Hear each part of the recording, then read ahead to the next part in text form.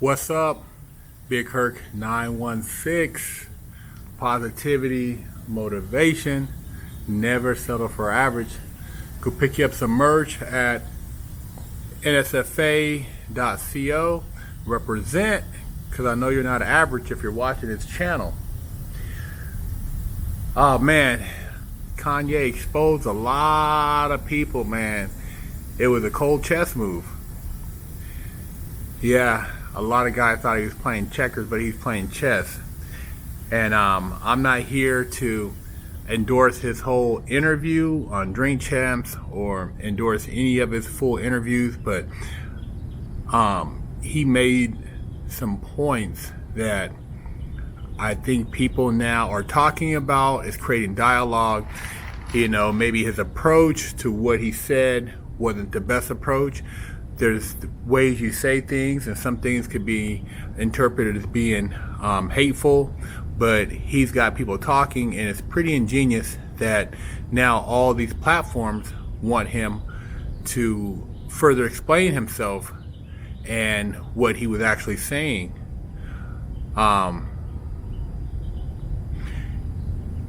These different brands who have now dropped him from being an ambassador for their brand. These people who are kind of turning their back on him.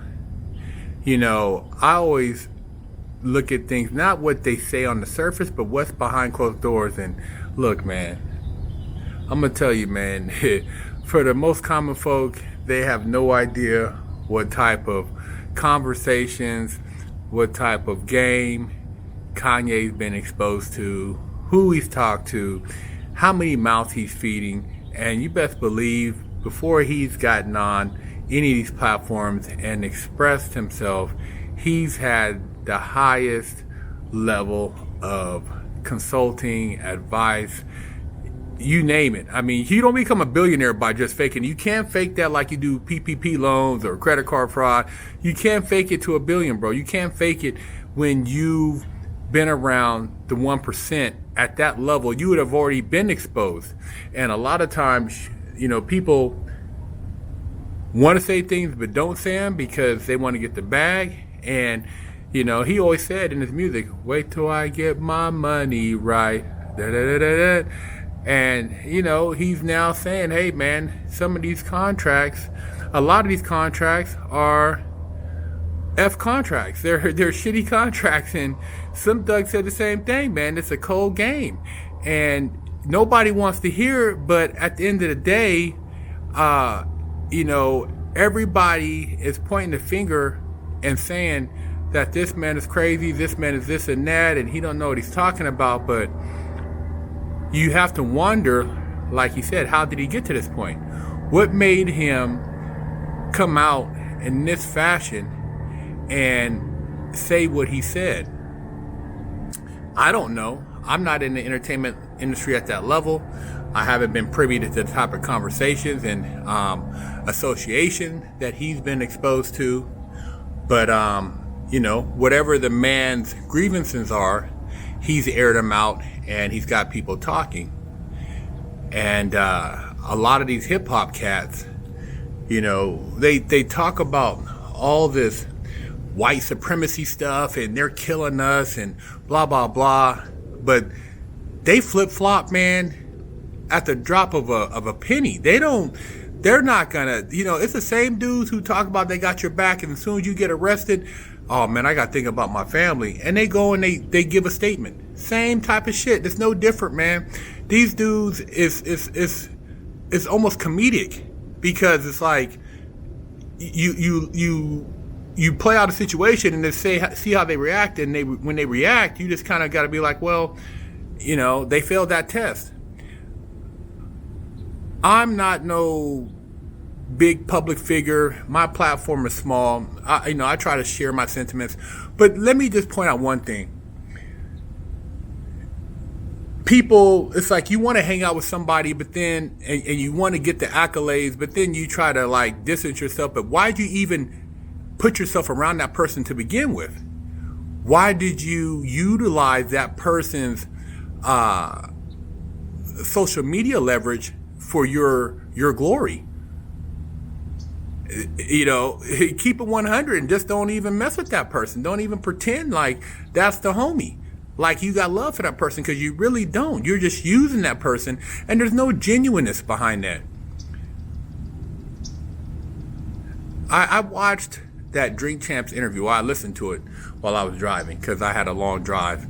And I'm like listening, and I'm listening to Nori, and, you know, Kanye, you know, is talking, and, you know, he's saying some stuff, and I'm like, wow, he rambled over there, but then he came back, he made sense over here, blah, blah, blah, blah, blah. Like I said, I'm not saying I agree with everything he said, but he made some points, and nobody really had anything contrary to say at the time. But the show is called Drink Champs. It's not called Health Champs.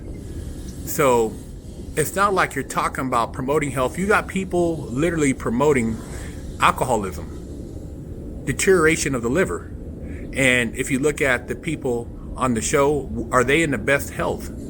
Are they actually promoting a healthy lifestyle, or is it about, you know, derogatory behavior that is going to really influence a lot of people, but that's going to impact the health of the young people later on and create bad habits? Maybe you consider drinking a good habit. I'm just saying, it's not Health Champs, it's Drink Champs. And, you know, the guys who are throwing Kanye under the bus, you'd be better off not saying anything than to say what he said, because most of these guys, given opportunity, they're going to do things to fit in because it has a bag behind it. You know, I in a sense, man, I've always been an outsider myself. I never drank a 40 ounce in my life. I've never smoked a joint. I've never hit a bong. I'm not one of these dudes who, you know, have sipped on Hennessy. So, you know, people call me a square. But I've been in, you know, other situations that have, I felt I embraced because it showed that I was down. I was, you know, with the business. But the program that they got black people on, man, these guys are gonna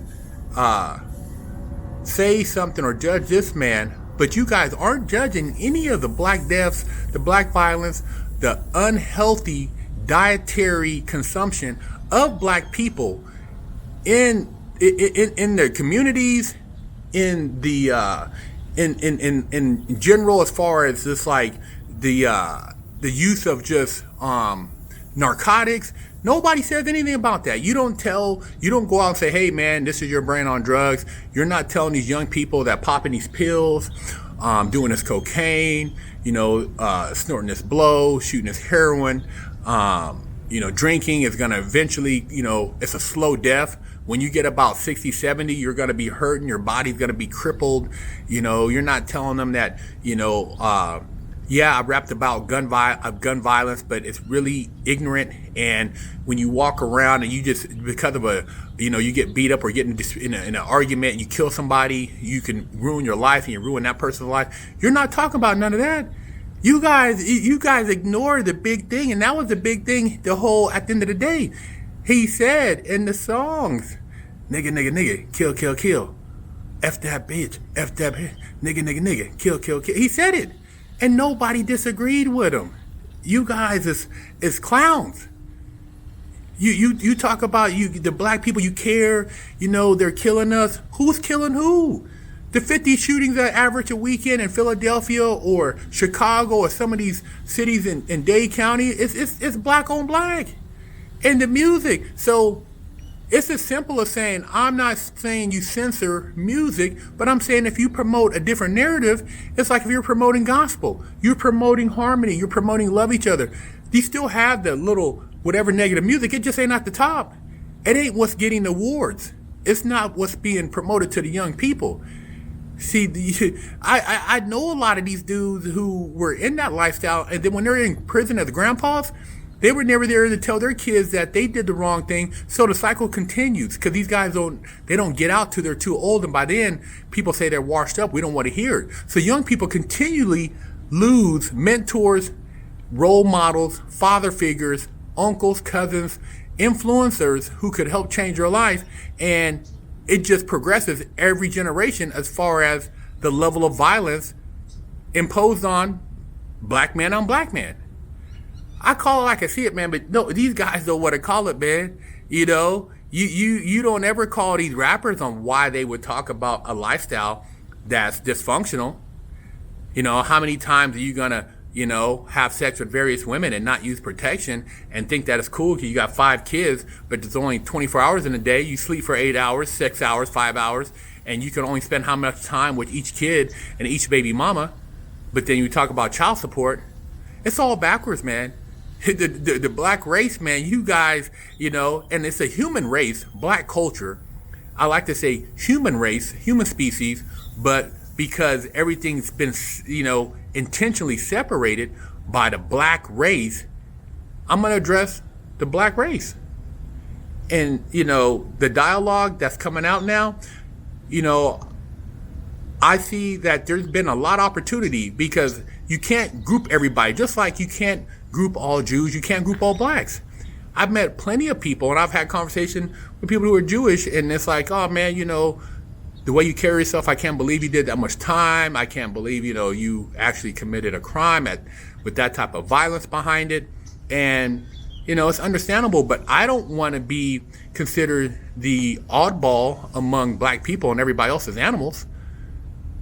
I would like to see a lot of my brothers and sisters, you know, be not typecast and put in a big pot. Because they do it to us. They put us all in a big thing. Oh, man, all black people are this, or all black. We're not all that. Just like all Jewish people aren't, you know, exploiting or taking advantage of situations. You know, there's been a lot of plugs. I've got a lot of love from Jewish people who have helped me in situations as far as in business, in a sense, man. But at the same time, you know, there are good and bad people in every what's considered, you know, category. It could be white races, it could be black races, it could be Hispanic races, and you know, see, people use racism as far as economics, but I'm talking about just hatred in general for no other reason because of where you come from. And so you have ignorance in every culture. It doesn't mean the whole culture is a wash. It just means there's people in there.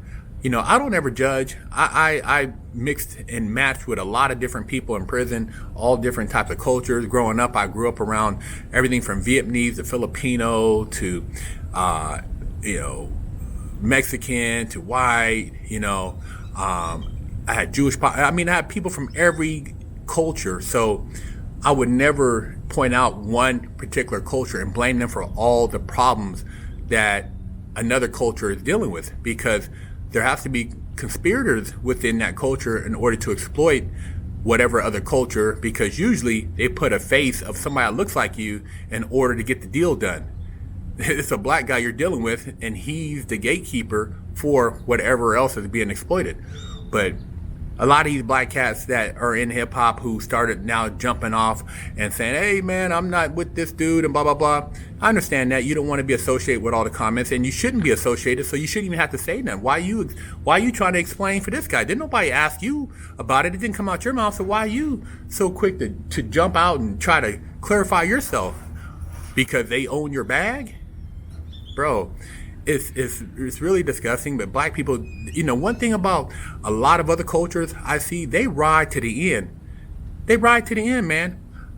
I've been to some Jewish functions, and bro, they ride. The bar mitzvahs, how they get down, the Mexicans with the quinceañeras. I mean, dude, they have a lot of pride in their family. You know, they're not running around, you know, aborting their kids, doing all this, talking about killing each other. Yeah, you know, they might hear them listen to a little bit, but they have a value structure, a moral structure within the household that prevents them from actually carrying out those acts.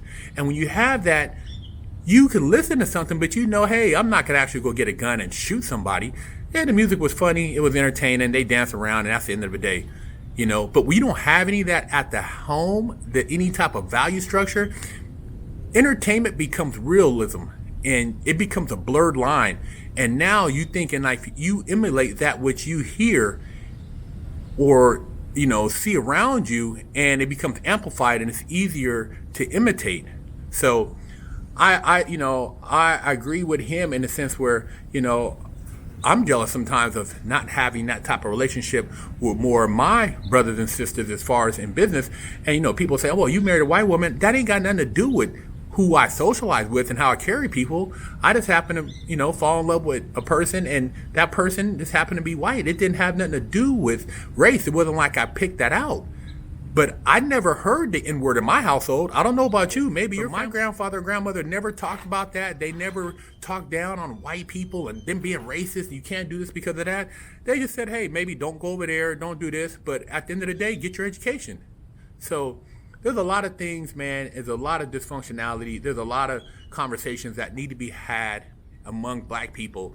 And without the violence, without the hatred, without us trying to tear each other down, we need to build up. And yeah, like they said, there's over $1 trillion of buying power, 80% of purchasing power in the economy, but yet they can't get it together to make, some type of manufacture, some type of real commercial wealth.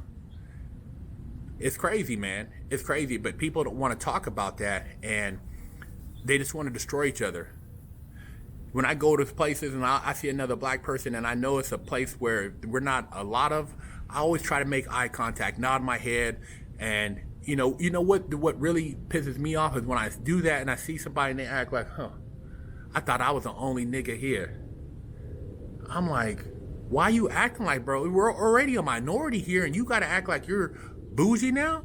You gotta act like you're too good to say hi to another black person because you don't want any of these other people, these white people, to think that you're associated with another black guy, like you actually like black people.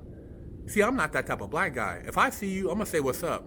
I'm gonna say, nod my head, what's up, man? I'm gonna give you props because I know what it's like to be in situations where there's not a lot of you. But yeah, man, I'm jealous too when I see, Persians, how they stick together. Armenians, how they stick together. The Russian homies, how they stick together. They have a camaraderie, man. They network together. The circle's tight. You just can't pop in and be like, hey, man, I'm Armenian, I'm Russian. They're like, dude, who's your family? Where are you from in the motherland? Blah, blah, blah, blah, blah. If you don't check out, you ain't in. Different culture, man. Black people throw each other under the bus so quick, and rather than just keep their mouth shut, they expose themselves, and they don't even know how to play chess. They play checkers, man. And I can, like I said, based on what he has said, and like I said, I don't agree with everything he said, but he's got some people in his ear. You guys have no idea. I don't have no idea. But I know when you're making the kind of money he's made, and you feed a lot of different people, you're not going to just shoot off the hip on some bullshit. What you're saying is for a purpose, and he wanted to get out of those agreements, man. There was a clause in there. In Hollywood, they call it morality clause. If they find out you did anything that's considered immoral, they could terminate your contract. If he tried to terminate, he would probably forfeit a lot more than what he's forfeiting right now. But if they terminate it, then that basically voids out the non-compete. It voids out a lot of the other clauses in that contract because they terminated the contract. See, when you read these big contracts and you start seeing all the different clauses, but a lot of you guys ain't never read a contract because you just go to a 9-to-5. You never dealt with anything on a entertainment or high business level. And I'm not saying I have. I just know that I've seen some contracts, and in the fine print, it's like, oh, we own everything. And those are the contracts you don't want to sign. Or once you get in them, it's hard to get out of because you forfeit everything. So I see what he did was a way to get out of these agreements. And, if he can turn around and be a full-owned black company, manufacturer, market, sales, that's precedent, man. I mean, this guy, he's doing some things, man. And you got to remember, they persecuted Jesus.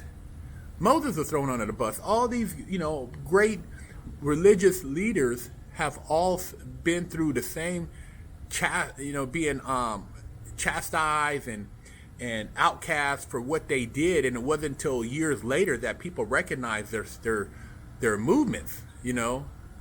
So I'm not knocking Kanye, but you know, I've said it before, and I'm like, man, you know, when I've been to these bar mitzvahs and some of these other functions among other cultures, man, it's like, man, I wish I had that type of relationship with people in my family or my culture, and we stuck together like that. We really looked out, because we don't do it. We don't do it, man. And we're so quick to like turn our backs on each other, man, and say, oh man, I got to think about my family. But yet, you know, you get the smile on your face type situation, and I'm down for this, I'm down for that, but you're not really down for anything. You're going to do whatever you could do to get the bag, and that's it. You know, drink champs. Why don't they call it health champs? Why don't they have a vitamin mixer on there? Why don't they be blending up health drinks? Why don't they, you know, do push-ups after every big, you know, comment that they blow the whistle on? Why you got to take another drink to loosen you up, to put you, you know, talking crazy and make a fool of yourself? Drink champs? Come on, man. I know I'll never be on the show, because that's just not, you know, I'm not what the demographic is, man. I speak differently, and I'm not a big hip-hop artist. I'm not a rapper. And, you know, I like a lot of the guests that have been on the show, but in all actuality, to make somebody drink because they want to entertain, and we're making that to where, oh man, this is how, if you drink, you're cool, you're part of the culture. That's some bullshit, man. That's some bullshit, man. I've seen too many alcoholics around me, man. I'm cool, man. I don't need to drink to be cool, man. I don't need to smoke weed to be cool. If you do it, that's cool with you, man. But hey, man, I there's other things that I would rather ingest in my body to get that same good feeling, and it's not necessarily alcohol. But that's, like I said, going off topic, getting back on the topic with, you know, how he exposed a lot of these cats, man. A lot of these cats he exposed, and you know, I've always looked at people as people, and you know, people say, "Oh man, you always talking about the other people." Yeah, because I would like to see black people do better, man. Like I said, I've you know, seen the Jewish communities. These people they do a lot of stuff together, man. If there's somebody in the community that needs help, they don't judge them. They gather up and, you know, help these people with their funds. I mean, they have a bond among each other, a loyalty sense, man. Same thing with my Persian partner, man. You know, Persian Jewish partner, man. You know, certain days you can't talk to him on the phone. The phone is off. You know, that's it. Same thing with my Russian Jewish partner. The phone is off. They're not violating that to go do anything else. They are spending time with their family. You know, I wish I had that. I wish I was a part of that. But a lot of black people, they don't understand that culture, so they have no idea how tight-knit and how much they help each other. So, like I said, I don't, some of the comments, I'm not really, you know, I wouldn't have said things the way he said it, but like, for sure, I think that we have a lot to learn as far as the black community, and as far as how we treat each other, and how these people have networked among themselves to build themselves as powerhouses in certain industries. Man, they got a great game plan, man, and it's been working. You know, same just like some of my Asian partners, man. They stick together. They so tight. Their thing is really about strength in numbers and loyalty. A lot of black people have no loyalty, man. Big Herc 916, man. Never settle for average has always been my motto in life. So I've been fortunate enough to get together with the brand NSFA and become a brand ambassador, because there's no room for mediocrity in life. So whether you're out here and you're an athlete, you're in entertainment, you're a business person, represent and pick you up a hat. And for those of you who are law enforcement, military, veterans, first responders, use code USA15 and get 15% off. Click the link in the description and never settle for average. Hello, I'm Big Herc 916. Contact me for life coaching and motivational speaking.